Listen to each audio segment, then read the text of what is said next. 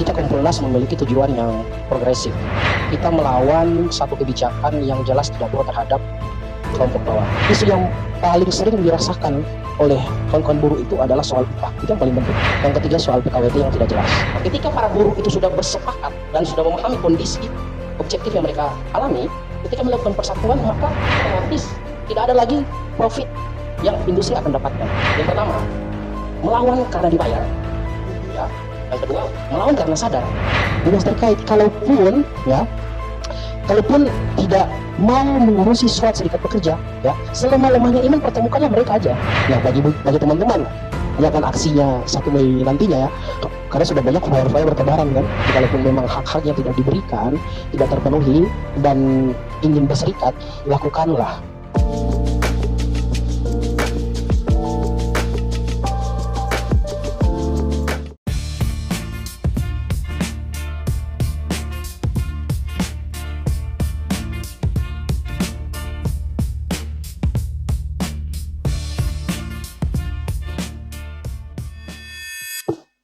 Assalamualaikum warahmatullahi wabarakatuh. Selamat pagi, selamat siang, selamat malam. Kembali lagi saya Mada Hano, tuan rumah Teras Akulturasi, hadir di layar kaca Anda. Dan malam hari ini kita ada topik yang menarik. Dalam dunia penerbangan dan juga pelayaran ada istilah Mayday yang dikatakan sebagai sinyal bahaya tertinggi dalam komunikasi radio yang disampaikan dalam kondisi darurat dan mengancam nyawa.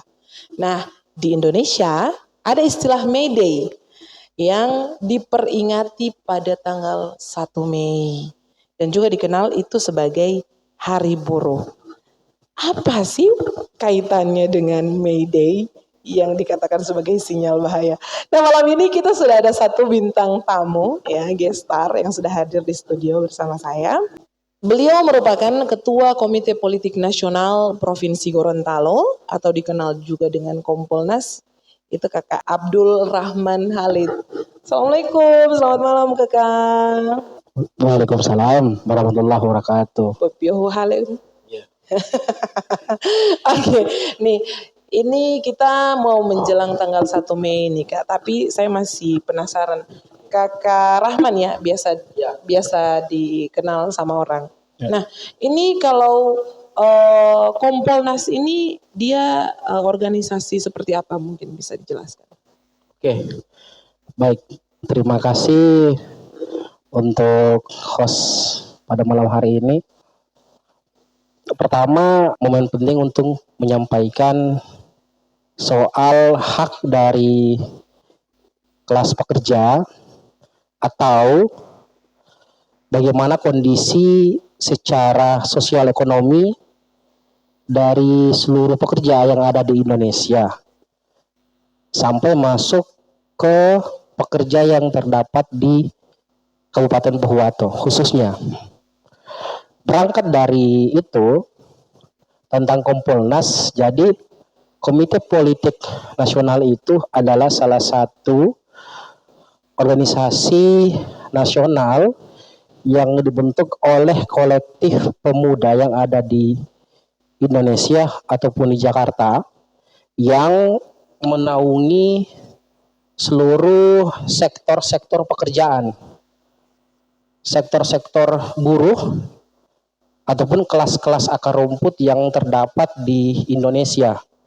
Contohnya ada buruh pelabuhan semisal, ada tenaga honorer, ada kelompok seni, ada petugas kebersihan, kelompok pemuda progresif, semuanya kelompok-kelompok pemuda yang memang peka terhadap kondisi sosial politik Indonesia.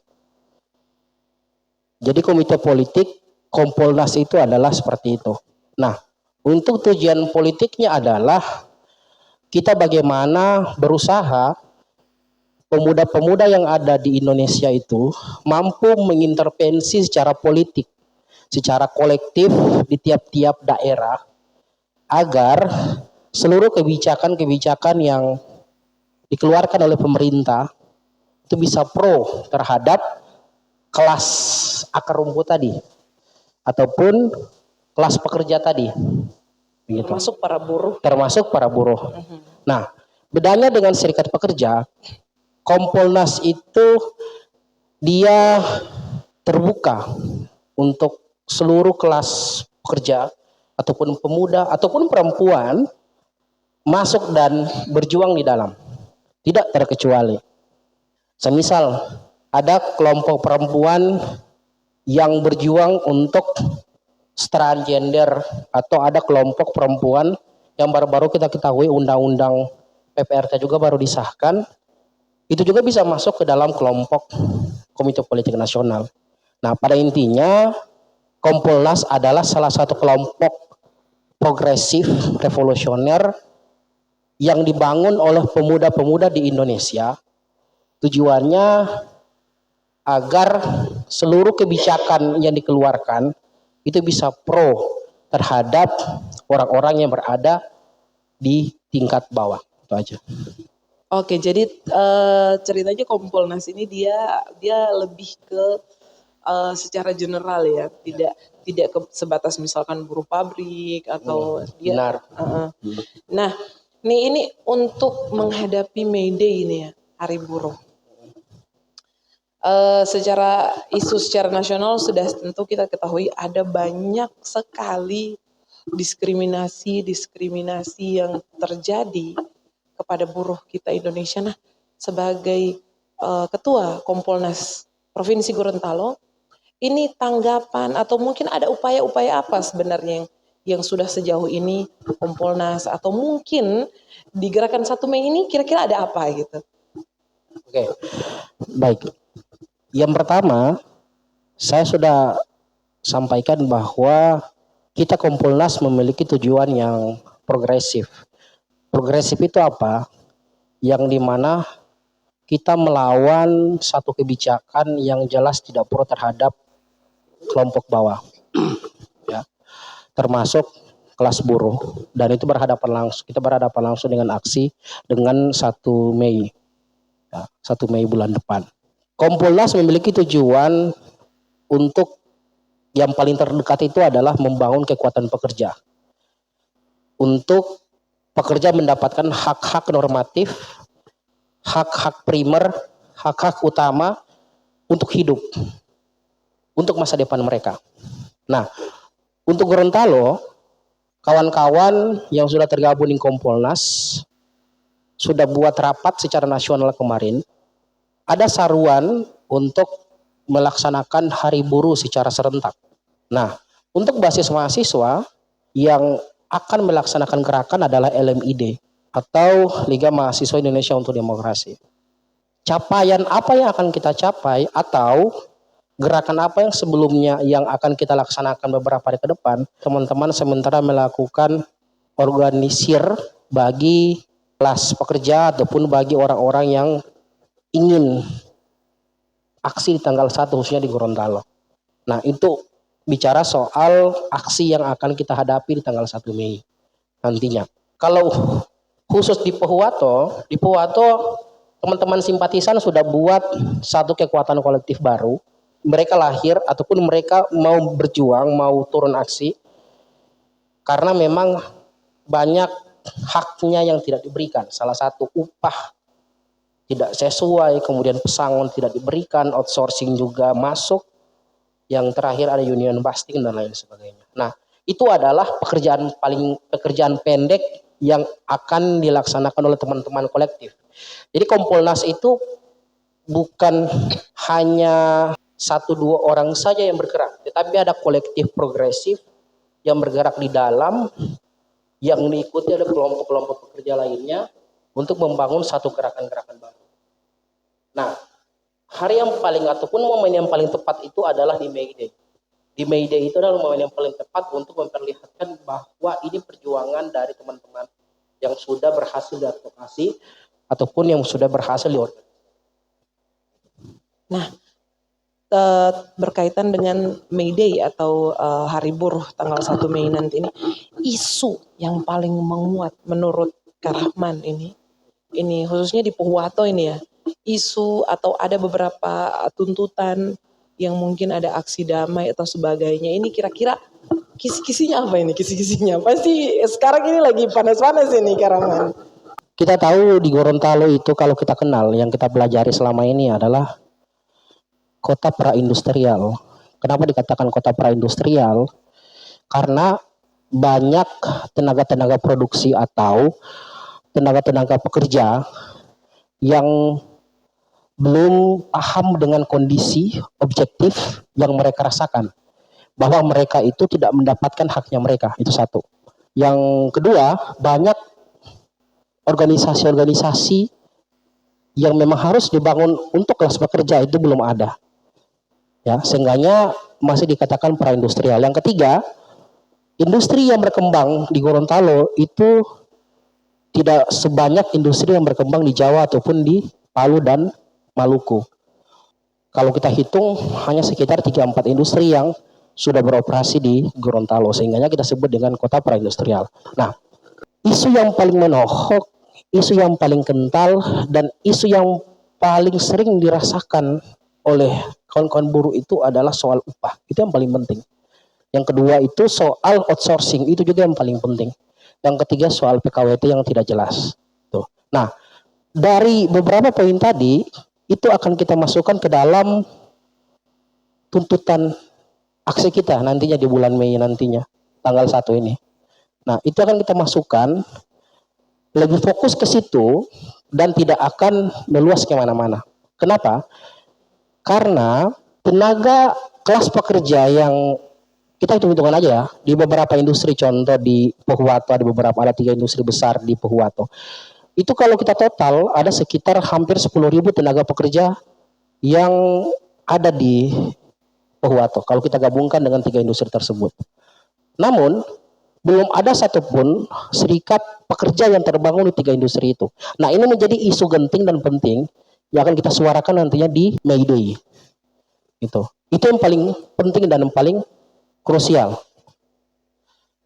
Tujuannya apa?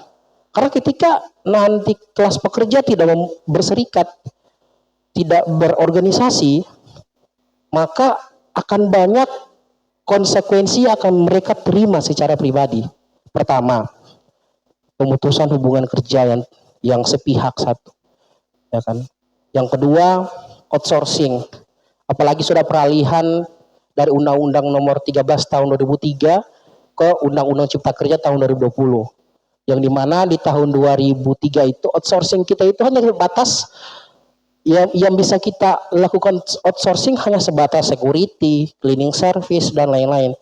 Tetapi ketika ada peralihan Undang-Undang Cipta Kerja tahun 2020, itu sudah semakin meluas. Outsourcing semua pekerja yang ada di dalam industri itu kena. Jadi dia kena. Jadi perusahaan bisa mengambil mereka ini ataupun memberikan kepada pihak ketiga. Nah, ini menjadi salah satu ketimpangan untuk kelas pekerja yang dimana mereka harus berserikat, mereka harus membangun organisasi yang jelas. Tidak usah jauh-jauh. Belum lama ada isu soal pemutusan hubungan kerja sepihak. Karena mereka tidak berserikat, tidak ada tempat mengadu, maka ketika keluar dari pekerjaan mereka, itu cuma diam-diam aja di rumah. Tidak ada tempat mengadu, tidak ada tempat mengeluh, tidak ada kekuatan kolektif, tidak ada organisasi yang mampu menampung mereka dan berjuang ataupun mendukung mereka untuk masuk kembali ke dalam perusahaan itu. Nah, ini menjadi salah satu faktor-faktor krusial atau poin-poin tuntutan penting yang akan kita bawa ke dalam aksi May Day nanti. Iya. Jadi aksinya akan tetap dilaksanakan oleh kawan-kawan di kota dan tempat-tempat lainnya. Tetapi untuk isu dan lain-lain kurang lebihnya seperti itu. Iya, terkait isu ini. Kalau kita bicara secara lokal, Gorontalo, lebih kita tarik lagi nih ke Pohuwato.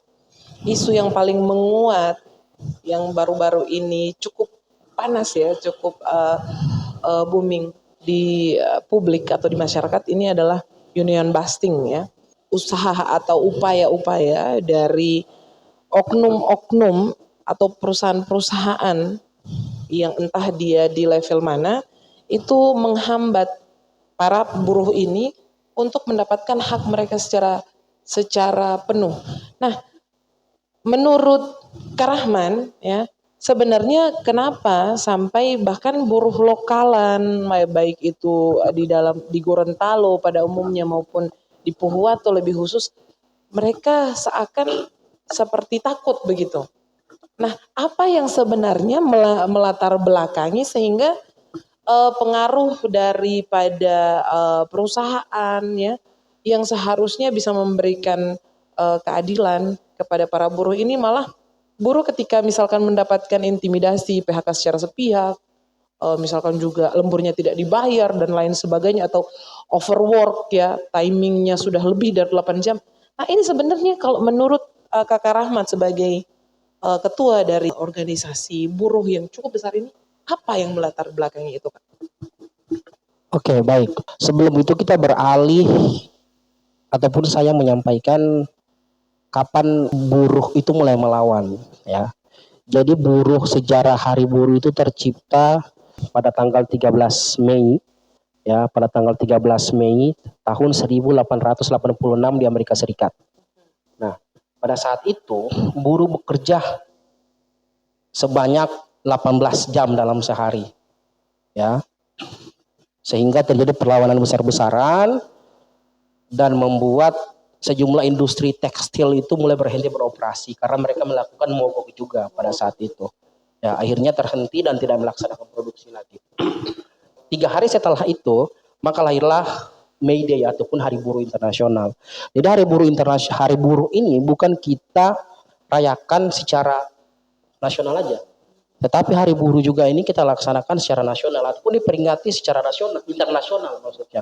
Hampir semua dunia, negara-negara di dunia ini melaksanakan ataupun merayakan Hari Buruh. Kalau kita sebut Hari Buruh adalah itu hari kemerdekaan buruh. Ya. Nah, di Indonesia nanti pada era SBY 2013, Hari Buruh dijadikan sebagai hari libur nasional. Ya, hari libur nasional. Namun, hari libur nasional bukan menjadi salah satu kemerdekaan oleh para buruh. Karena masih banyak ketimpangan-ketimpangan undang-undang yang sampai saat ini belum terselesaikan. Nah, termasuk union busting. Kembali ke pertanyaan tadi. Jadi union busting ini adalah salah satu fenomena yang sering terjadi di semua industri yang ada di Indonesia, khususnya di wilayah Indonesia bagian timur. Kenapa Indonesia bagian timur? Karena di Indonesia bagian timur itu paling banyak memiliki kandungan alam ataupun kekayaan alam yang dikelola oleh asing. Nah, ketika dikelola oleh asing, paling banyak industri-industri luar itu mengambil pekerja dari luar. Ya, pekerja dari luar untuk bekerja di industri itu. Ataupun industri yang ada di Indonesia wilayah bagian timur. Tidak usah jauh-jauh. Ya, ada di Palu, ada di Maluku dan lain sebagainya. Nah, apa yang menjadi alasan perusahaan melakukan union busting? Karena ketika pekerja sudah mulai merasa hak mereka tidak berikan, maka mereka sudah mulai melakukan desakan ataupun tindakan secara kolektif, yaitu dengan keinginan membangun serikat pekerja. Nah, ketika itu diusulkan kepada para manajemen industri tersebut, ini menjadi satu ketakutan. Kenapa? Yang pertama, ketakutan ketika ada kebijakan yang mereka keluarkan, upah, entah itu upah atau apa, atau pemutusan hubungan kerja, ada tindakan perlawanan yang besar-besaran dari buruh tersebut. Itu alasan pertama kenapa union busting itu sering terjadi. Ya. Yang kedua, akan terjadi mogok. Semisal kita berandai-andai, satu industri yang mempekerjakan 30 karyawan ataupun 50 karyawan atau 100 karyawan. Industri sepatu contohnya.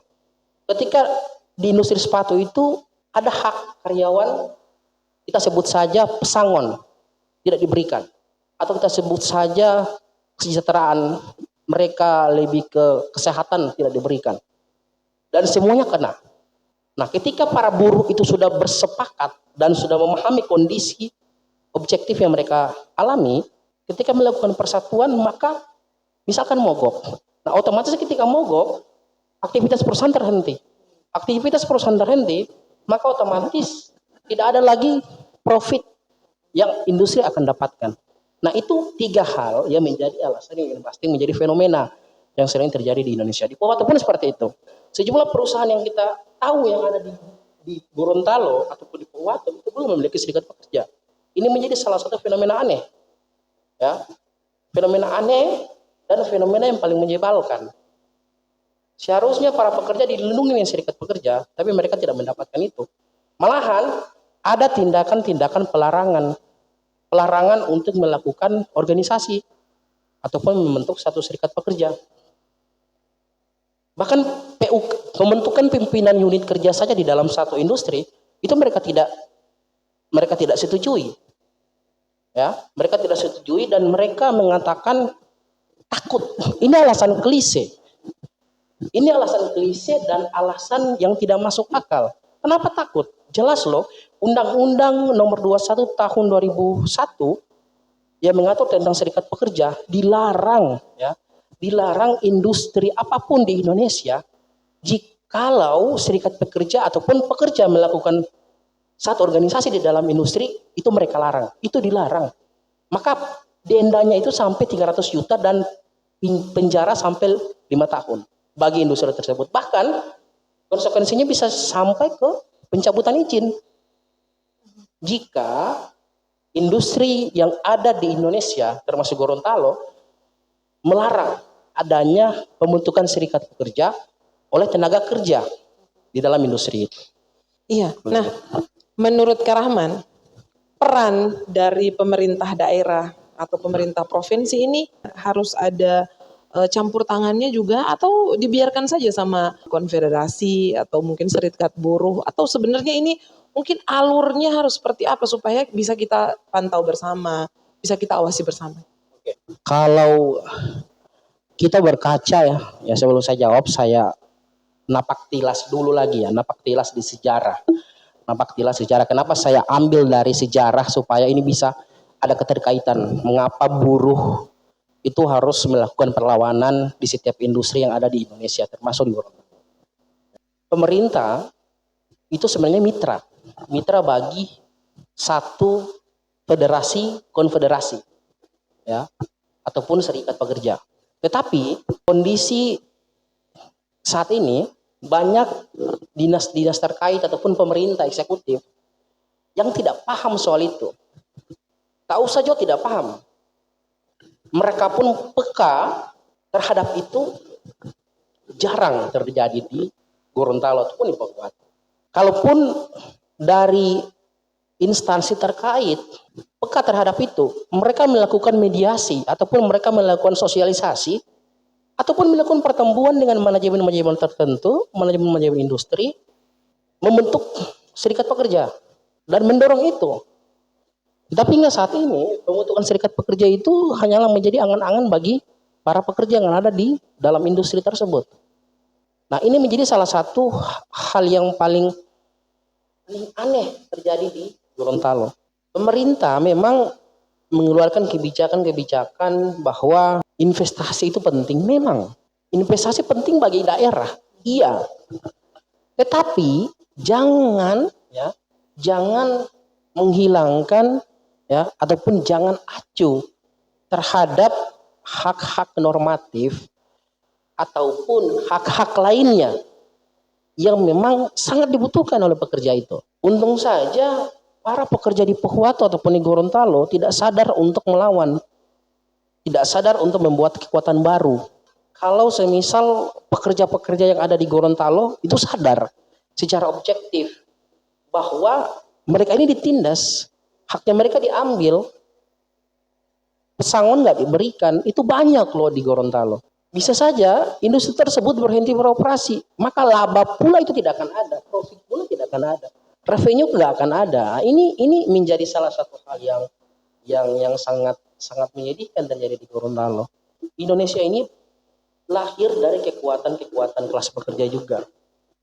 Ya, kalau tidak ada buruh kereta api pada tahun 1910 sebelum datang Hindia Belanda, sesudah datang Hindia Belanda, mereka tidak melakukan gerakan besar-besaran dalam satu organisasi Indonesiaan pada saat itu, ya, maka tidak akan terjadi perlawanan-perlawanan yang membuat ada terbentuk organisasi-organisasi baru.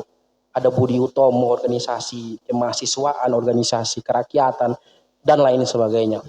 Nah, di sini bedanya. Apa bedanya masyarakat zaman dulu dengan zaman sekarang? Apa bedanya kelas pekerja, tenaga pekerja dulu dengan sekarang? Bedanya adalah dengan kondisi yang mereka alami. Dulu, kondisi yang mereka alami, mereka lihat nyata, mereka rasakan. Dan otomatis secara nurani mereka terbentuk, secara pikiran mereka melawan. Nah, dari situ mereka membentuk satu kekuatan baru untuk melawan. Ya. Dan pada akhirnya itu berganti walaupun mereka mengorbankan nyawa, mengorbankan keluarga. Yang penting Indonesia bisa keluar dari kolonialisme. Bisa keluar dari penjajahan. Bedanya dengan sekarang apa? Penjajahan gaya baru. Ya. Penjajahan ataupun neokolonialisme.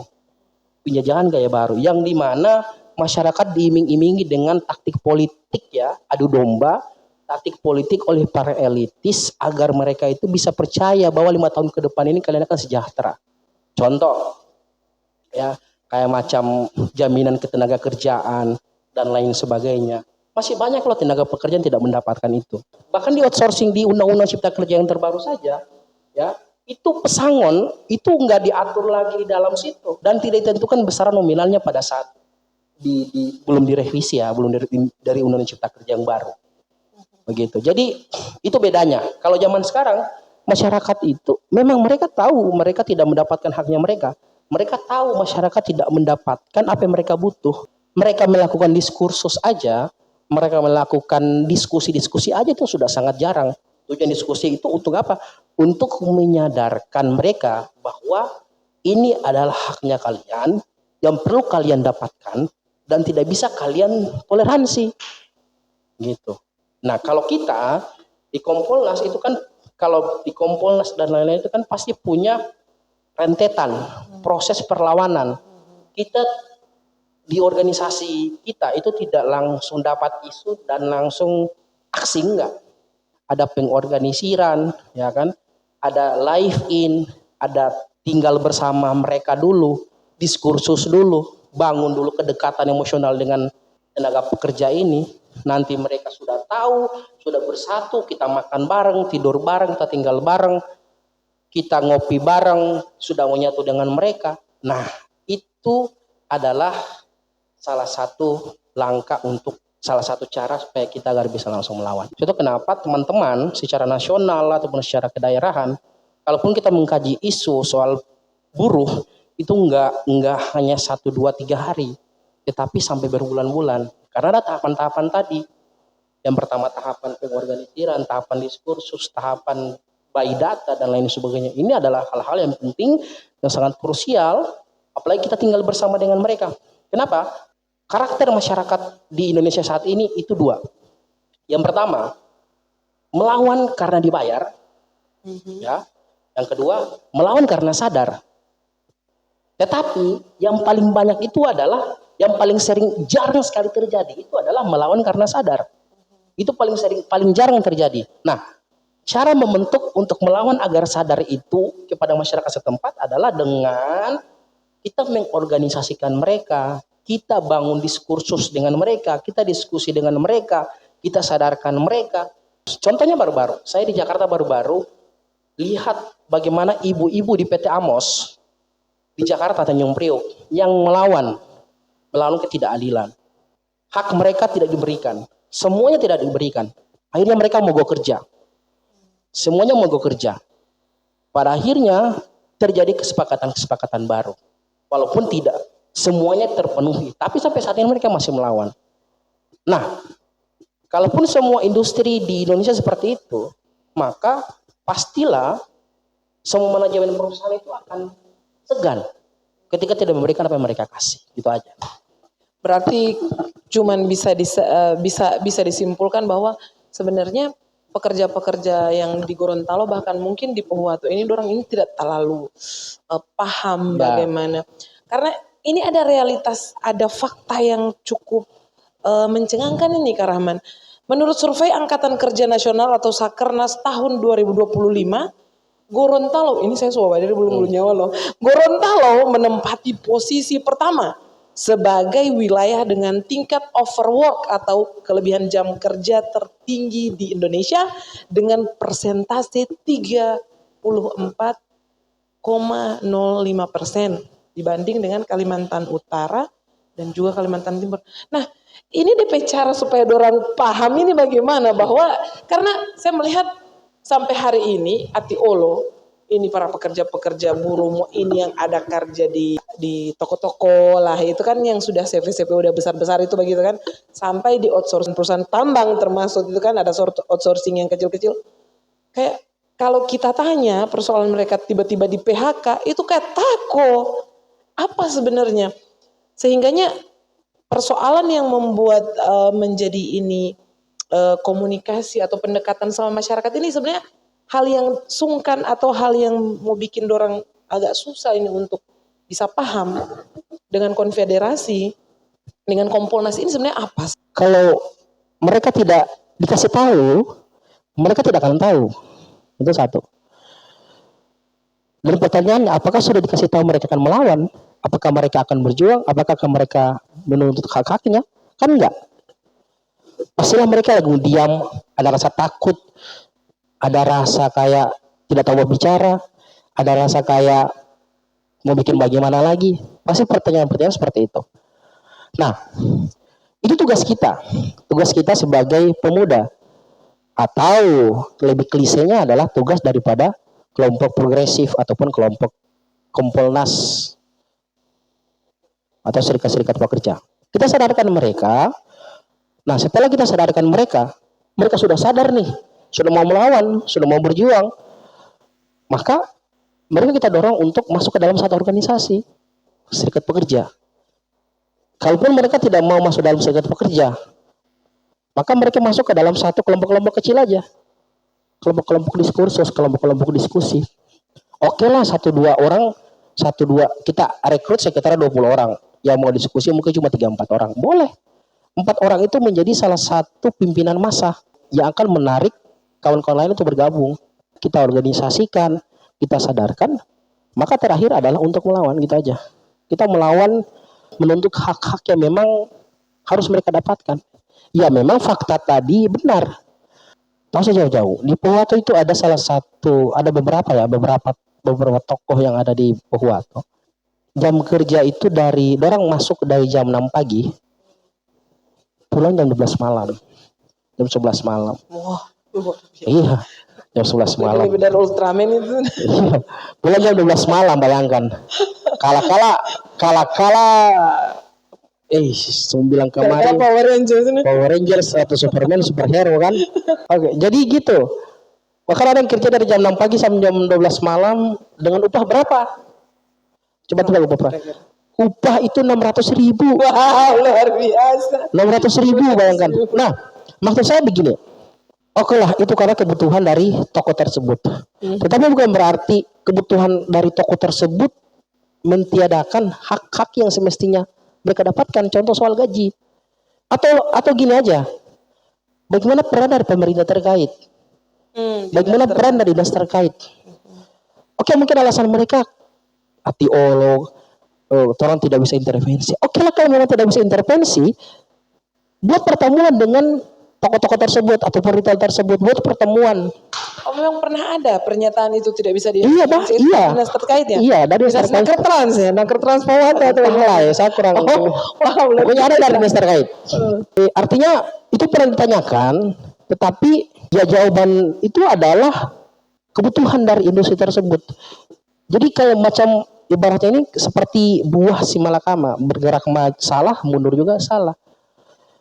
Kita melarang mereka untuk tidak bekerja, mereka butuh. Begitu. Karena apa? Karena pekerjaan di Pohuwato kan sangat jarang.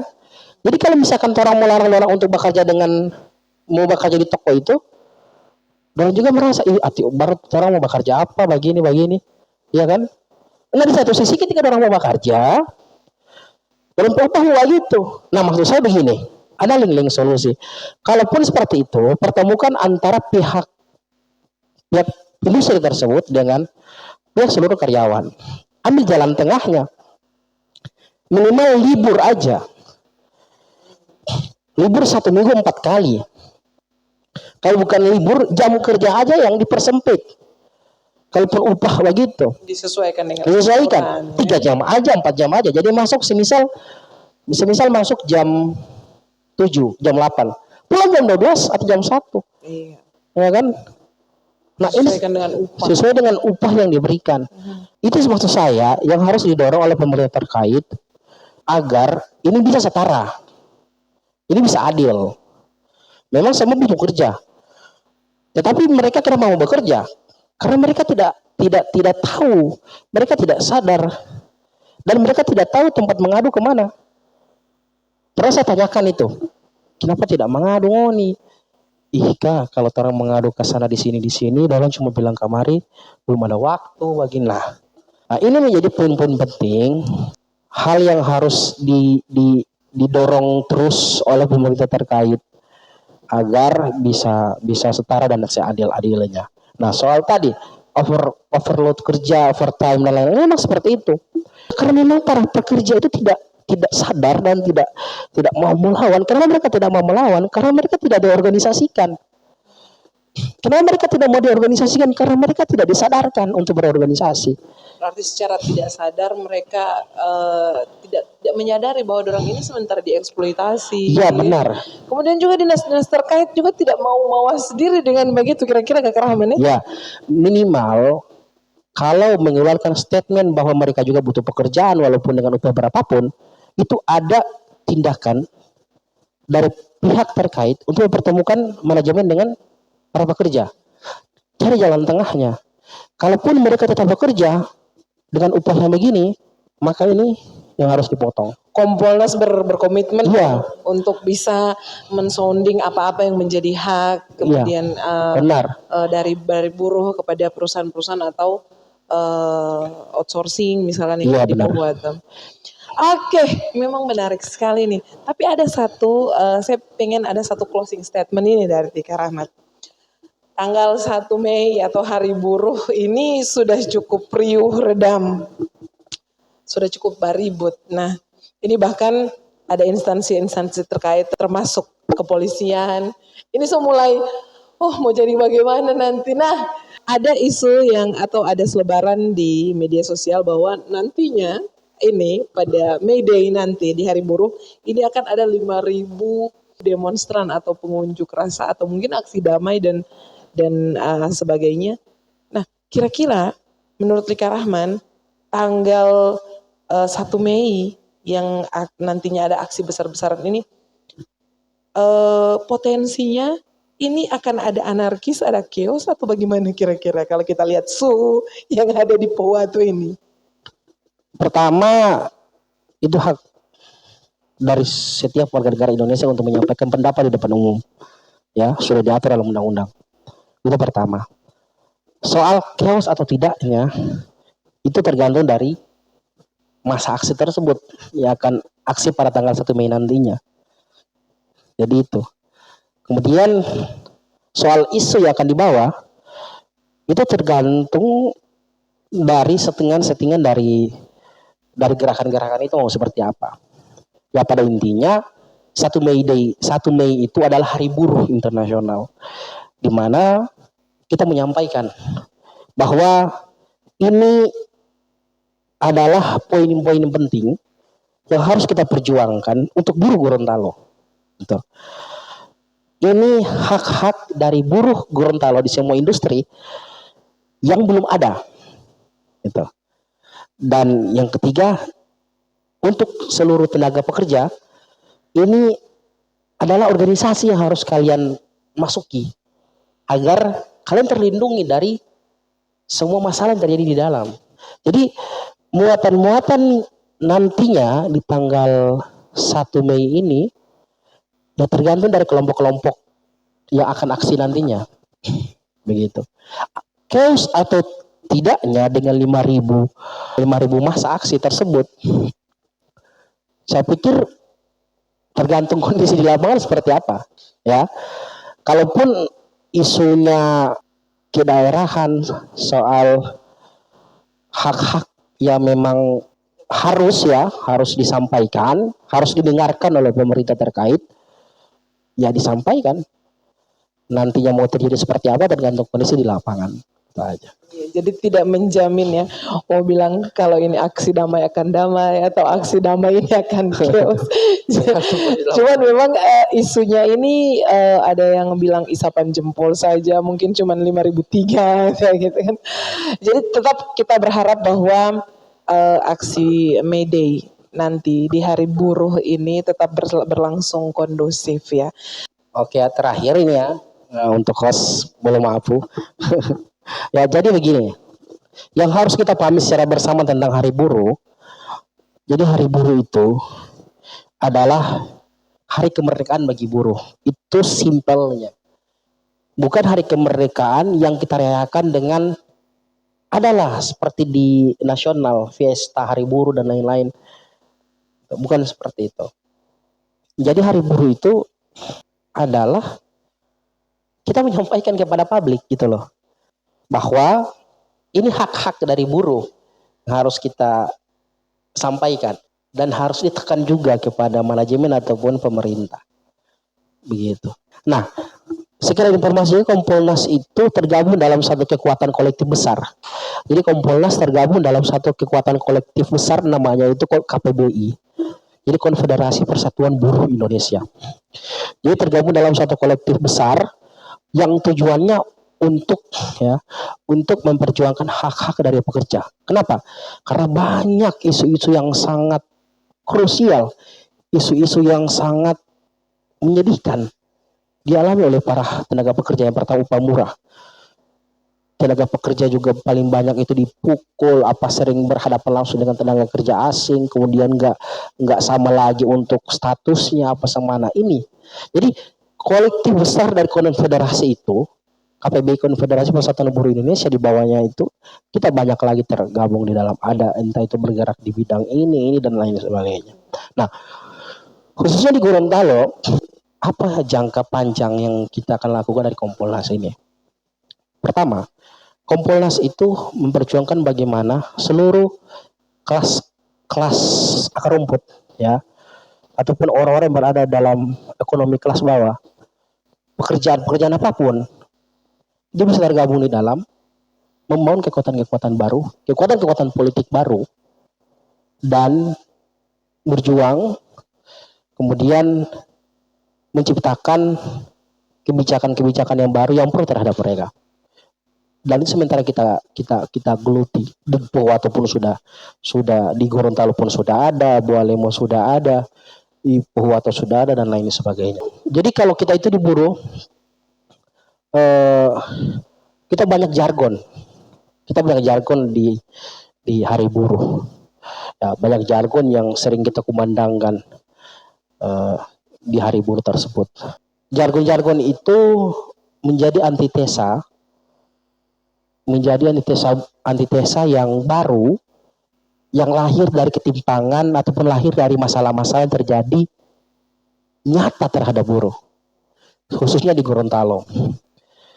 Kalau kita melihat kacamata secara sempit khususnya di Pohuwato, ada 3 hal penting yang perlu saya sampaikan. Ya.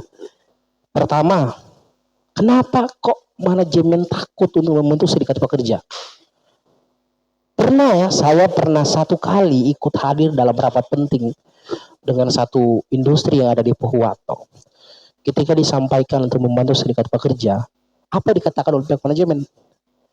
Manajemen sampaikan, kami takut nanti kami akan berhubungan langsung dengan dinas tenaga kerjaan kalau ada masalah-masalah lain. Nah, ini kan pertanyaan tidak disampaikan oleh pihak manajemen. Kenapa? Karena pembuatan serikat pekerja itu diatur dalam undang-undang, bos. Ya, diatur dalam undang-undang dan itu wajib dilakukan. Bahkan ada isu yang baru-baru juga saya dengar, ketika ada 9 orang melakukan ataupun membentukkan serikat pekerja kecil di industri tersebut, itu langsung di PHK, langsung diberhentikan. Dan itu real, datanya sampai real, langsung diberhentikan. Apa jawaban dari pihak manajemen? Karena mereka tidak masuk kerja selama 3 hari. Masa setting? Kan itu ada SP1, ada SP2, SP3 sampai pemutusan. Bahkan mereka dipaksa untuk tanda tangan. Dipaksa untuk tanda tangan sepihak, resign secara paksa. Alasan perusahaan apa? Ya untuk tidak dapat pesangon. Ya kan? Kalaupun mereka keluar, mereka misalkan tidak bekerja, mereka keluar kan, keluar secara paksa, otomatis mereka tidak dapat pesangon. Terus yang ketiga, dinas terkait tolonglah, ya kan? Dinas terkait, kalaupun tidak mau mengurusi suatu serikat pekerja, ya, selemah-lemahnya iman pertemukanlah mereka aja, Iya. ya kan? Mandul kayaknya nih. Mandul, jadi dinas Naker Transmuata ya. mandul. Jadi dinas terkait, siapapun dinas terkait itu. Jadi kalaupun mereka tidak tahu soal bagaimana, tidak peka soal keluhan pekerja, mereka minimal jangan membuat gap antara pihak industri tersebut dengan pekerja. Akhirnya apa? Para pekerja itu tidak lagi mendapatkan pekerjaan mereka. Nah, bagaimana masa depan mereka kalaupun mereka tidak bekerja nantinya? Anak-anak mereka mau kuliah seperti apa? Ya kan? Anak istri yang masih bayi mau makan apa? Beli pupuk dari mana? Nah, ini kan hal-hal penting yang perlu digelorakan ataupun yang perlu disampaikan. Itu yang kedua. Yang ketiga, untuk para pekerja, ini 3 pesan penting ya. Untuk para pekerja, jangan takut untuk bersuara. Untuk para pekerja, jangan takut untuk mencari teman-teman dan berserikat. Kenapa? Karena berserikat itu adalah hak prerogatif dari pekerja tersebut. Hak dan kewajiban bagi pekerja untuk ada itu. Tujuannya apa? Yang pertama, untuk melindungi mereka ketika tidak mendapatkan hak. Kayak contoh, tidak dapat pesangon, ada PHK, outsourcing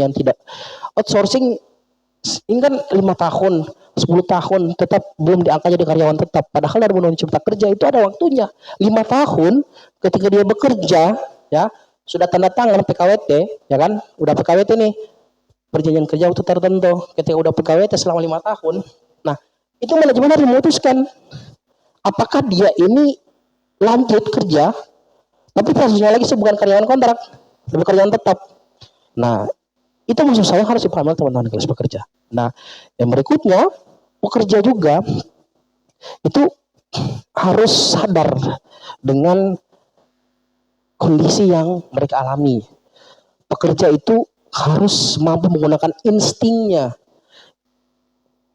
bahwa mereka bekerja ini sudah terlalu, contoh misalkan terlalu lama nih, tapi belum ada kerja. Kemudian berserikat dilarang. Yang ketiga outsourcing. Kenapa ini outsourcing udah ada pemotongan, ya kan? Pemotongan udah ada pemotongan. Kemudian haknya lagi dialihkan, kayak macam jaminan kesehatan dialihkan lagi. Ya kan? Nah, ini hal-hal yang memang harus kita dorong kepada pekerja Gorontalo ataupun PHUATO untuk sadar terkait hal itu. Apalagi di May Day, harapan saya untuk May Day, seluruh pekerja industri apapun ya, retail, F&B, pertambangan, apapun itu bisa menyampaikan semua keluhan-keluhan itu kepada kami, ya. Atau seminimal-minimalnya mereka menyampaikan kepada publik aja, keluarga, teman, organisasi setempat dan lain-lain, atau mereka berkumpul aja 5-10 orang, mereka undang kita dari Kompolnas ataupun dari serikat, dari konfederasi, kita pasti datang untuk memberikan pemahaman kepada mereka sesuai dengan, dan kami akan runtut menjelaskan regulasi-regulasi yang berbenturan dengan kebijakan-kebijakan yang perusahaan keluarkan yang DPF kita negatif sama mereka. Itu pasti kita akan bantu. Nah, salahnya dengan 9 karyawan barusan yang dipecat karena membentuk satu serikat pekerja, itu mereka tidak tergabung dalam satu federasi setempat, mereka tidak tergabung dalam konfederasi, sehingga ketika dilakukan union busting, ketika dikeluarkan tidak ada yang follow up mereka. Akhirnya mereka ya lepas tangan begitu aja. Jadi itu kondisi real ya. Jadi itu adalah pesan dan kesan dan harapan saya kepada seluruh pekerja di industri. Apalagi gini loh, kita tahu proyeksi Pohuwato ini, tadi kan saya katakan Pohuwato ini dikatakan sebagai kota praindustrial. Nah, 5-10 tahun ke depan Pohuwato itu dikatakan sebagai industri maju. Banyak, ada pertambangan, ada sawit, ada semuanya, lengkap itu. Nah, kalau dari sekarang para pekerja tidak membangun kolektif baru, para pekerja tidak sadar untuk berjuang, para pekerja tidak menggunakan insting untuk melawan karena kondisi objektif di lapangan memang mereka tidak diberikan haknya, maka kondisi yang sama akan tetap terus berulang. Akan tetap terus berulang dan berulang. Dan pasti akan ada pernyataan-pernyataan menggelitik dari pihak manajemen. Apa itu? Kami takut. Kami tidak bisa. Klasik ya. Iya, klasik. Nanti ada demo. Nanti mereka melawan. Nah, ini hal-hal yang saya pikir tidak harus terulang. Kenapa? Karena pembentukan kekuatan kelas pekerja, kekuatan kelas kolektif baru itu dijamin dalam undang-undang. Dijamin dalam undang-undang, dan ketika industri menolak itu, yang kita kenal dengan union busting, industri tersebut itu akan mendapatkan banyak konsekuensi. Pertama itu ada denda, yang kedua itu ada pidana, yang ketiga itu yang paling tinggi konsekuensinya bisa dicabut izinnya. Gitu. Nah, ini untuk hari buruh. Untuk hari buruh ke depan. Nah, teman-teman juga dari LMID, teman-teman dari kelompok-kelompok progresif lainnya yang ada di Gorontalo sementara berjuang untuk itu. Sementara membangun sel-sel kerja. Jadi kita juga punya sel-sel kerja di bawah-bawahnya. Jadi ada sel kerja, itu ada pelabuhan, jadi buruh-buruh pelabuhan, ada buruh-buruh kolektif lainnya, ada buruh pabrik juga, ada buruh pekerja lepas juga, ada buruh tenaga kebersihan, ada buruh semuanya. Kita berjuang dengan itu. Nah, harapan saya ini bisa menjadi warning session kepada seluruh industri yang ada di Gorontalo, dan untuk pemerintah saya tekankan sekali lagi ataupun kepada instansi terkait agar bisa menjadi penengah. Kalaupun memang tidak mampu memasukkan kembali mereka untuk bekerja, contoh ketika sudah di PHK, ya kan, sudah di PHK nih, tapi mereka tidak bisa memasukkan kembali mereka untuk bekerja di tempat yang sama, ya minimal mereka berada di tengah-tengah mempertemukan. Nah, sebenarnya itu adalah tugas dari serikat pekerja ataupun konfederasi, tugasnya dari kita. Jadi sekali lagi itu pesan untuk industri, terkait. Nah, industri, tolonglah jangan pernah takut ataupun jangan pernah merasa bahwa serikat pekerja itu adalah organisasi untuk melawan manajemen. Enggak. Di Jakarta aja, di Jakarta itu semua industri pasti punya serikat. Tapi di Gorontalo itu mindsetnya lain. Cukup susah ya. Cukup susah untuk untuk memberikan mindset yang baru. Iya, benar. Banyak kandungan alam yang terdapat di kita. Nah, kalaupun kita tidak sadar untuk melawan, ataupun kita tidak sadar bahwa ini penting, maka kita hanya tahu melihat saja, kita hanya tahu mendengar saja, begitu. Nah, bagi teman-teman yang akan aksinya 1 Mei nantinya ya, karena sudah banyak flyer-flyer bertebaran kan, flyer-flyer bertebaran, akan ada aksi di beberapa tempat ya. Apapun isunya sangat luar biasa. Kami apresiasi karena apapun isunya, karena semua orang warga negara Indonesia berhak menyampaikan pendapatnya di depan umum. Ya, cuma entah itu close atau tidaknya tergantung dari kolektif itu sendiri, tergantung dari kekuatan pemuda itu sendiri ataupun isu yang mereka bawa. Nah, pada intinya di hari buruh, kalau untuk dari kami, Kompolnas dan Konfederasi ataupun KPBI, khususnya di Gorontalo, itu lebih mendorong bagaimana industri di Gorontalo tidak pernah takut untuk membangun serikat pekerja, ya, bukan membangun ya, tapi mendengar kalau tenaga pekerja itu sudah mulai membangun serikat. Jangan membuat satu gerakan-gerakan kecil untuk menghilangkan ataupun untuk mentiadakan ketika mau dibangun kelas pekerja itu di serikat itu. Yang kedua adalah pihak dinas ataupun pemerintah tempat tolong bisa memberikan wadah yang paling terbaik ataupun bisa memberikan solusi yang terbaik untuk mempertemukan industri dan khususnya retail ya, karena retail itu paling banyak ya, macam tadi pekerja yang terlalu banyak diambil waktu kerjanya dari pagi sampai malam, kemudian upahnya tidak sesuai. Nah, itu yang kemudian yang harus dijadikan sebagai sebagai alasan untuk menengahi hal tersebut. Nah, yang ketiga untuk tenaga pekerja di semua industri, kalaupun ingin melawan ataupun kalaupun memang hak-haknya tidak diberikan, tidak terpenuhi dan ingin berserikat, lakukanlah karena itu adalah hak dari tenaga itu sendiri. Berserikat 5, 10, 15 orang nggak apa-apa. Dan siapa tempat mengadu? Kami itu ada di nasional, semua daerah juga kami hadir ya untuk memperjuangkan hak mereka. Nah, yang keempat, bukan cuma buruh yang kami perjuangkan, bukan cuma buruh industri, entah itu buruh tenaga kontrak, buruh bentor, buruh apapun itu, perempuan pun seperti itu. Kalaupun perempuan, kami paham juga soal kesetaraan gender, kami paham juga soal feminisme, chauvinis dan lain sebagainya. Kita paham dengan konsep-konsep perempuan. Jadi kalaupun perempuan juga mau bergabung di dalam satu kelompok kami, kompolnas tersebut, kami terbuka lebar untuk itu. Karena kami menaungi seluruh gerakan, seluruh kolektif-kolektif kecil ya yang memiliki jiwa progresif, yang memiliki naluri yang progresif, yang memiliki ideologi yang progresif untuk sama-sama merubah satu ketimpangan sosial dan ekonomi maupun politik yang ada di daerah tersebut. Mungkin begitu, Kos. Terima kasih. Oke, demikianlah bincang-bincang kita di podcast kali ini dengan tema Hari Buruh akan membara atau seperti apa ya. Masih akan ada diskusi-diskusi selanjutnya, tetap pantengin terus orang punya channel yang paling gebiar-gebior ya. Dan saya juga Madahano undur diri dari layar kaca Anda.